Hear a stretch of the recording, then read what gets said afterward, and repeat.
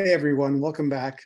Please like and subscribe so that you'll see updates when I put them out. And I'd like to do something a little different today. I'd like to go over an individual stock and show you how I analyzed something that I invested in. And this isn't financial advice. This is, do whatever you want to do. Don't buy something because I bought something. Don't buy something because somebody else bought something, even if it's an investor you admire. I just wanted to walk through some of the process that I do. And, if you follow a similar process, maybe it'll be helpful to you. So recently I saw a fund manager who had, over the past year or so, been developing a software so that investors can record their contemporaneous thoughts when they're investing in something, and I use that as a tool to post-mortem look at how a stock investment played out versus what your thoughts were. And I thought that was really helpful. And I just like to do a video version of it and start that way. And then I can look back on this in a year or two and see how I did. So I did used to, for many of the stocks that I invested in, print out something from Value Line, which is a great service that Warren Buffett recommends. And you can usually access it for free through your library. And if you want to subscribe to it, it's like $1,500 a year last time I checked. But you can access it through your library. And I generally would download the one pager for each company that I was interested in, which had several years performance. And then after doing all my research, reading the SEC filings, finding out what articles I can find on them, looking at investor presentations, I would write on the back of that, my thesis, what I think the company's worth, where I think it'll be worth in a couple of years. And then I sort of have that memorialized that way. And that'll help to prevent something that a lot of investors fall into called thesis drift. So if you invested in this because you thought it would succeed because of A, B, and C, and then it doesn't work out, but you don't want to sell, so you tend to find new reasons to justify your ownership and talk yourself into not selling it. But if you have it recorded there, you can see what the original thesis was, and if it didn't work out, that can sort of be a prevent on thesis drift for you. So I'm going to pull something up on the screen share, and the one I'm going to be looking at today is one that I just bought called Vitesse. And again, this is not a recommendation to buy or sell. I'm just walking through my thoughts and my process. So this went public very recently. As you can see, it started trading on January 20th. And as of this recording, this is February 1st. And it's gone from 14 to 16. Still not a very expensive stock in my opinion, but I don't want to chase it. So I think I bought the last that I'm going to buy today. But I'll talk about what I saw in it and how I sort of analyzed it. So I think it was helpful that it was a spinoff for a few reasons. One, when you're starting anew from a spinoff, you look at the SEC filings, and then you look at things like the income and how much the assets are worth that they paid for and things like that. And then you can come up with your own price. And then when it becomes public, you look at the price that it's trading at compared to what you thought it was worth, and you make a decision from there. So if I looked at the filings and I decided that this was worth 14 and it was trading at 15, I wouldn't buy it. If I looked at this and I thought that it was worth 20 and it's trading at 16, maybe. And if I looked at this and I thought that it was worth 30, but it's trading at 16, then sure, why not? And so, you have the advantage of looking at the data, but not being anchored to a price, because if you saw the price first, you might be anchored to that price and then make a decision based on that. So a lot of people, when they look at a company, and I'm not going to name a specific company, but there's a lot of companies that are down 50, 60, 70% this year. And if you say, well, that was $100 and now it's trading at 50, that sounds like a good deal because you're anchored to the 100, not anchored to what you think the company is going to be worth based on how much income is coming in and how much is going out and what their costs are and things like that. So this is very new. So if you look at statistics on Yahoo Finance, it's all blank because they started filling this in a couple of days ago. It was blank a day or two ago when I looked at it. But just basically, it's trading right now at a market cap of 454 million. So how does that compare? So I looked at the SEC filings, and I'm not going to walk through the filings with you because it was a couple of hundred pages, and I'm not going to read through it, and that'll bore you. But I'll just look at the investor presentation that was put on their website, and you can see this. This was the presentation that they put together before the stock went public. So the people running it are very experienced. Bob Garrity is a guy who was operating a company called Garrity Oil, and that eventually became what is being spun off now as Vitesse. So it was bought out by people at Jefferies, which is a financial income firm, and financial firm, and they are getting out of a lot of these merchant banking type things and just focusing on the finance side. So a lot of these investments they made where they bought things, they're now spinning them off. What should you look at? I think you can look at the oil field and things like that.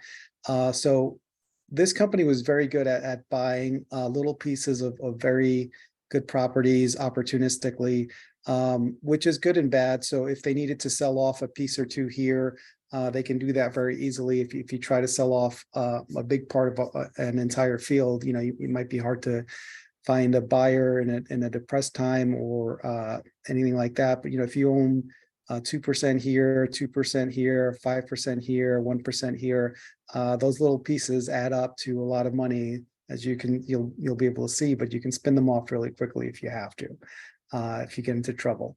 So according to them, they're making money on 20% of their assets, which is good because if you've got 80% of the assets that are still underdeveloped, then this isn't a pie that's shrinking. It's not a melting ice cube.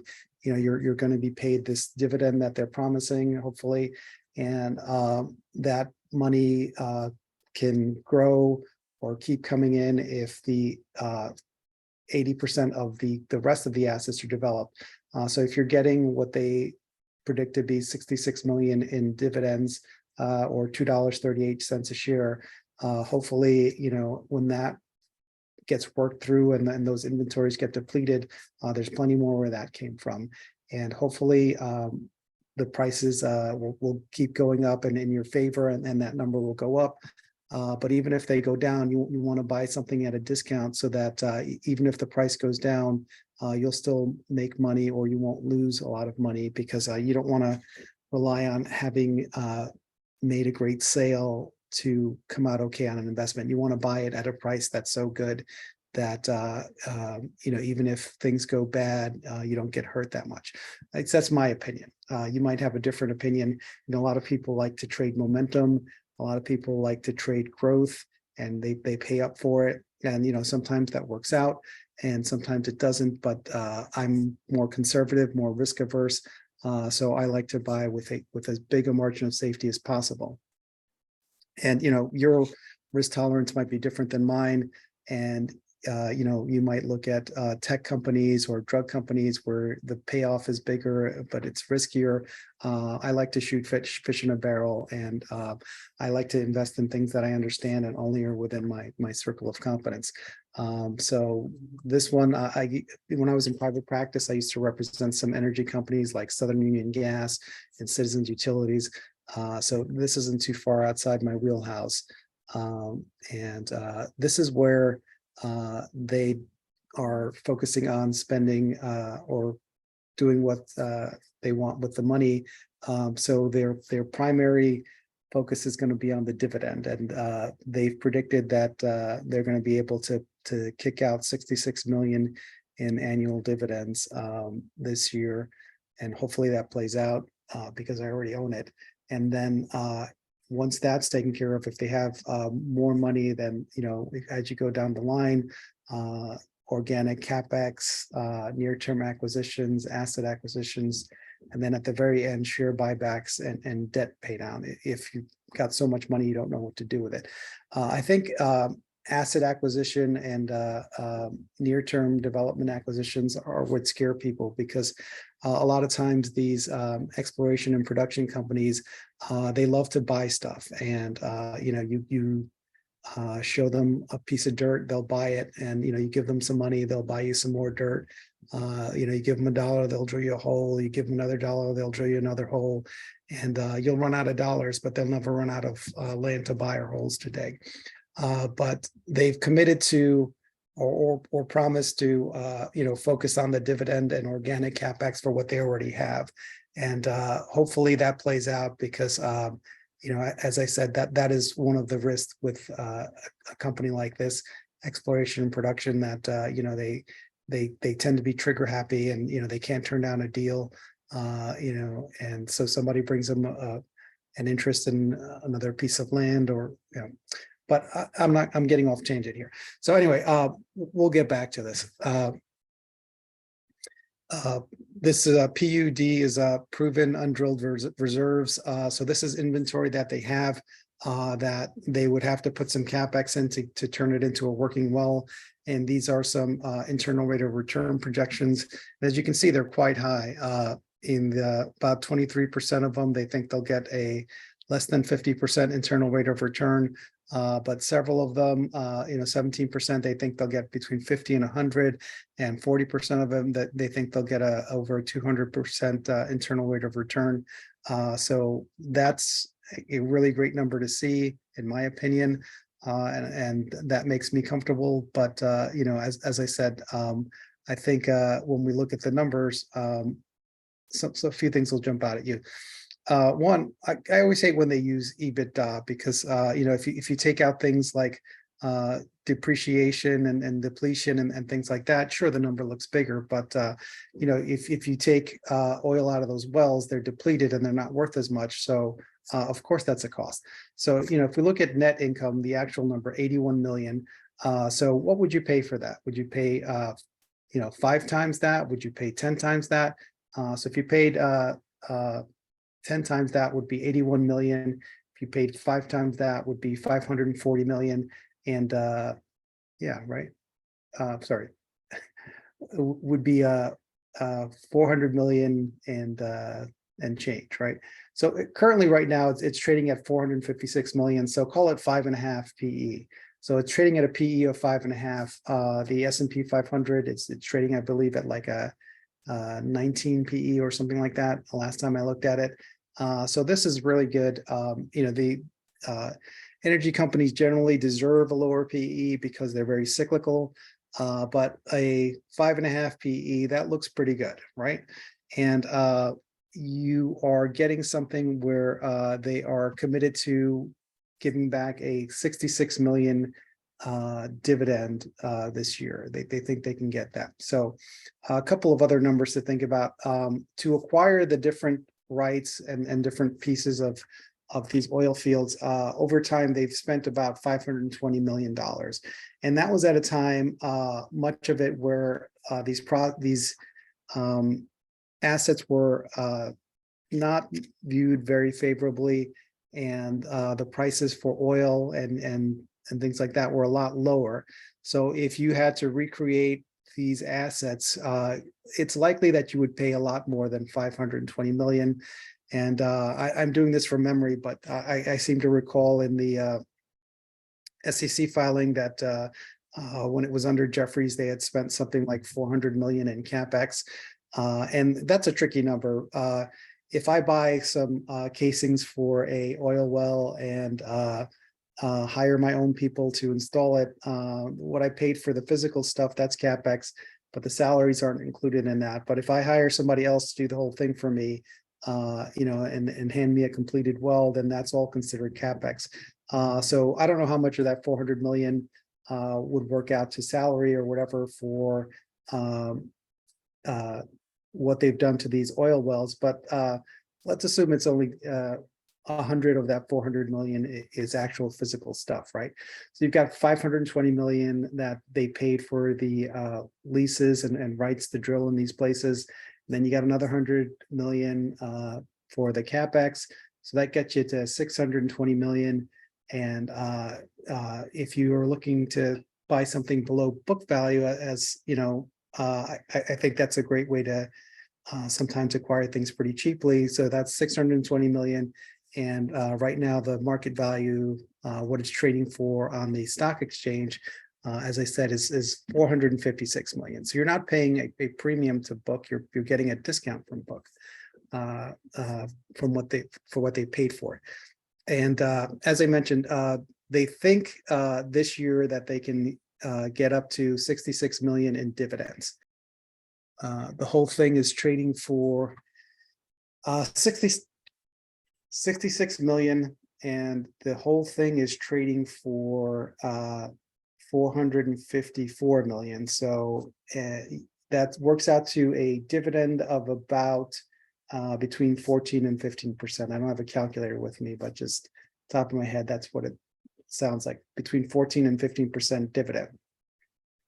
So 14, 15% dividend, that sounds incredible to me at least. And that's what gave me comfort to invest in this. And, as I said, I'm chicken shit. So on a lot of these things, I just take a quick pass. But this one, I kept digging deeper and deeper. And, I'm getting, more than 520 million, maybe 600 million worth of stuff that they paid for. And I'm getting it at 454. I'm getting a 15% dividend. So if this dividend ends up being pretty steady, maybe they'll bid up the price of this. And if it goes to 32, then you've got a 7.5% dividend, which is still very respectable if the dividend stays the same. If the dividend goes down, what people pay for this might go down. If it goes up, they might pay even more. But conservatively, if the are able to deliver on the 66, and if energy supplies stay tight, either due to the war in Ukraine or because of China opening up or other things like that, then that dividend can go up. If bad things happen to the economy, you can have demand destruction and that thing will go down. So that's why I kind of like to see something that I could buy for below what they paid for the assets, so that I have a little margin of safety there, some wiggle room in case something goes wrong. But things that I like about it: experienced people that have been with the company since the beginning, trading for less than what they acquired the assets for, a nice big fat dividend that I can use to either buy more stock in this or buy other things with it.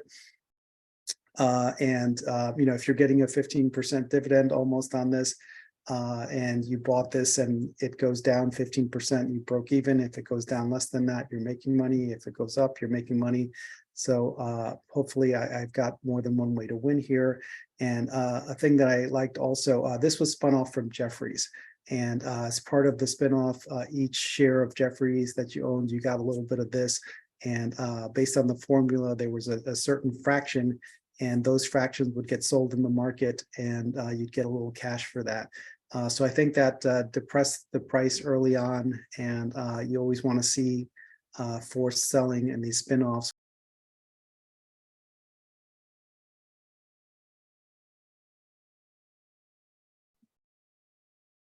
So spinoffs. So this is a great book. I'll hold it up here. It's called "You Can Be a Stock Market Genius" by Joel Greenblatt.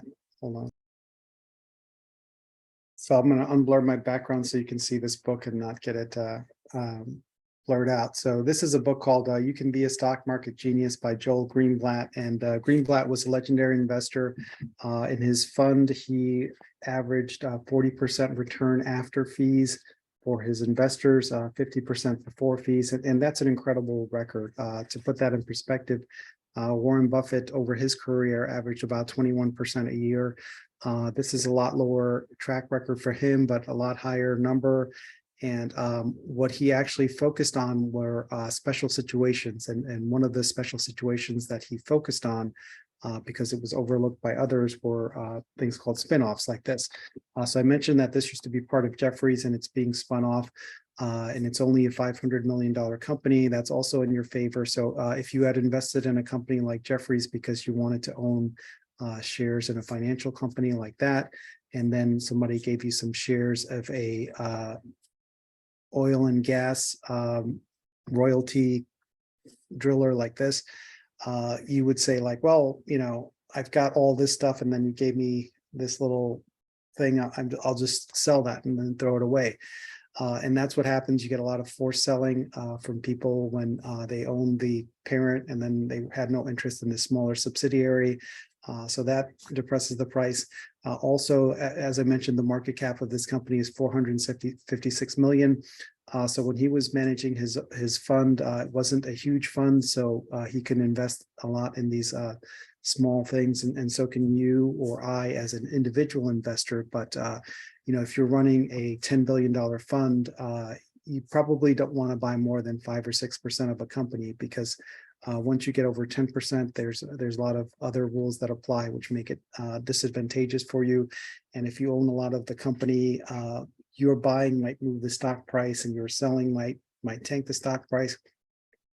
And if you have a company that's several billion dollars, 5% of a $450 billion company, that's like $9 million, sorry, $90 million. And if you've got, a $20 billion fund, $90 million, you can't put that to work. And, if you have a lot of these little investments, you can't keep track of it. So, being a small company, 456 million, analysts are probably not going to waste their time analyzing it, because analysts like to sell their research to the big hedge funds. And if they're doing research on these small companies, they can't sell that. So that's a few things you have in your favor. One, the partial shares that were part of the spinoff, because there's a fraction of a share that you get, those are all going to be sold in the market. And that's not a lot. I think I calculated it off the top of my head. I think it was like 20,000 shares. So that's not going to be a big deal. But, the fact that it's being spun off, it's a small company, it won't be well followed. When things are being spun off like this, sometimes there's forced sellers. So, if your fund has a certain focus, and then you receive this thing that's not what your fund is supposed to be investing in, you'll sell that off. And this isn't the case here, but a lot of times if it's an S&P 500 company and then they spin off a subsidiary, there's a lot of forced selling there, because a lot of people invest in index funds. And if you're tracking the index in your fund, the fund can only have, if it's the S&P 500, only those 500 funds, 500 stocks. And so when they get the spinoff, now they have 501, and so they have to sell it right away. No matter what price they get for it, they have to sell it, because they're not allowed to have 501. And when there's forced selling like that, a lot of times the price really comes down in the opening few days of trading. So when there's blood in the water, sometimes that's an opportunity for people to buy. And so those are all things that I looked at. And my risk tolerance is different than yours, and what things you look at and what companies you're familiar with in your circle of competence may completely different than mine. But this is just the thought process that I worked through when I looked at this. And I'm just recording it for the future, so that if things change with this and things don't work out as planned, I don't succumb to thesis drift. And again, you invest in things your way, you do research your way, whatever would make you feel comfortable. This is how I do it my way, and this is the amount of research that I had to do. Not just looking at the presentation. I read the SEC filings. I did a lot of other research, and just to the point where I would become comfortable to invest in this. And if that's not something you're willing to do, then picking individual stocks probably isn't for you, and just stick to the index. But Anyway, I hope you enjoyed this. I'm going to go through some other stocks in my portfolio just uh, for the same reason, to prevent thesis drift, and because I haven't looked at some of them in a while. So I think this is a good exercise for me. And if you want to watch along, but as I said, this isn't investment advice. This is just stuff that I own, and me walking through why I own it. And if you have any questions, just put them in the comments. Don't ask me advice to buy or sell or to look at a company, because yeah, again, this isn't investment advice. But definitely, if you have questions about this stock, or the process especially, or if you want to share your own process, please leave it in the comments. I'd love to hear from you. So once again, like and subscribe, and hopefully we'll talk soon.